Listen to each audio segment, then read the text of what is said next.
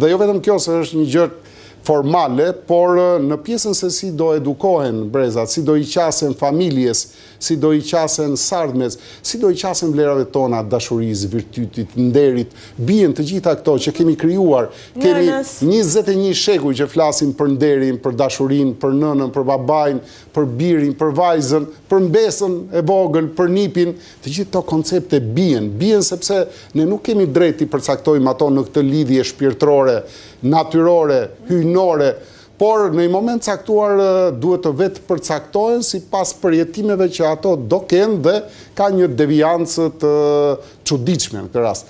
Çfarë do ndodhi? Në këto shqetësimi kemi marrë dhe më përpara, në fakt se ne jetojmë në një botë globale dhe unë këto shqetësimi ka marrë vite më parë me atë që ka ndodhi në New York, në Amerikë. New Yorku ishte dhe është baza e të gjitha këtyre agjendave, në fakt.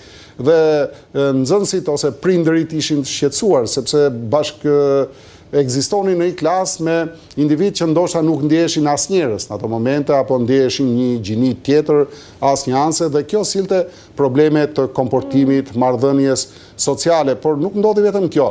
Para shumë viteve në Amerikë ato klinikat e injektimit hormoneve ishin gati ilegale, ishin numëroheshin me gishtat e dorës. Ndërsa sot jo, se para një viti, me ardhjen e Trump, duket që ka një pasojë shumë të madhe, ishte biznesi më i lullzuar. Klinikat përhapura në mënyrë galopante, që ofronin injektim hormonesh për ndrime, për transgjinor e të tjerë.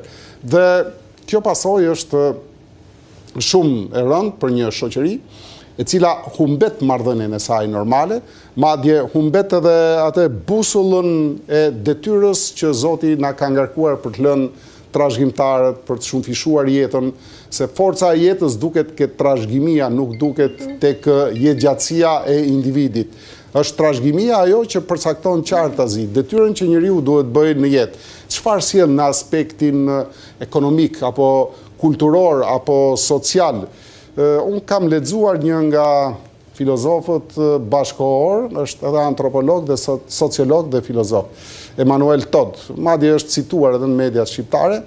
Në fakt në formimin e tij është i majt, paksa me rryma, ka një komsi të miksuar angleze, franceze dhe izraelite, por ka bërë një libër i cili ka pushtuar libraritë e botës, ka dhe një lloj censure për atë libër, Rënia e Perëndimit e përcakton, dhe ndër arsyet kryesore që kanë shkaktuar rënien e fuqisë ekonomike, ushtarake, intelektuale të perëndimit, është rënja e burimeve njerëzore për shkak të agjendave transgjinore. Aty lidhet edhe me besimin, ai ka një analizë shumë thellë, por po kap aspektin dhe efektin e këtyre ligjeve. Pra, një shoqëri që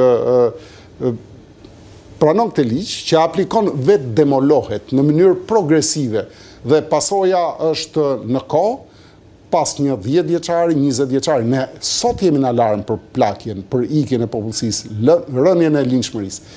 Me futjen e këtij ligji, shoqëria jonë rrezikon, domethënë, të iki drejt një fikje shumë të ngadaltë, sepse ne jemi kombi vogël dhe me një pasojë të jashtëzakonshme. Kjo sjell pasojë psikologjike, sociale, mentale, një amulli, domethënë, thashun përkufizohet në atë korrupsion social i papërballueshëm, një traumë psikosociale e papërballueshme për Shqipërinë. Ne vim nga traumat e një regjimit para viteve 90, kemi trauma ekonomike të një rendi me cilin ende nuk po stabilizohemi, se nuk është kapitalizmi ideal ky që kemi ne, është i miksuar me krim, me grabitje, me korrupsion, është i llaparshëm për shoqërinë, për 95% shoqërisë që vuan këtë lloj ekzistence dhe madje edhe ka dhe kundërshtim ndonjëherë dhe duket sikur është kundërshtim ndaj sistemit demokratik. Fakt është kundërshtim ndaj këtyre sistemeve që kërkojnë të fusin elemente të tilla në shoqëri.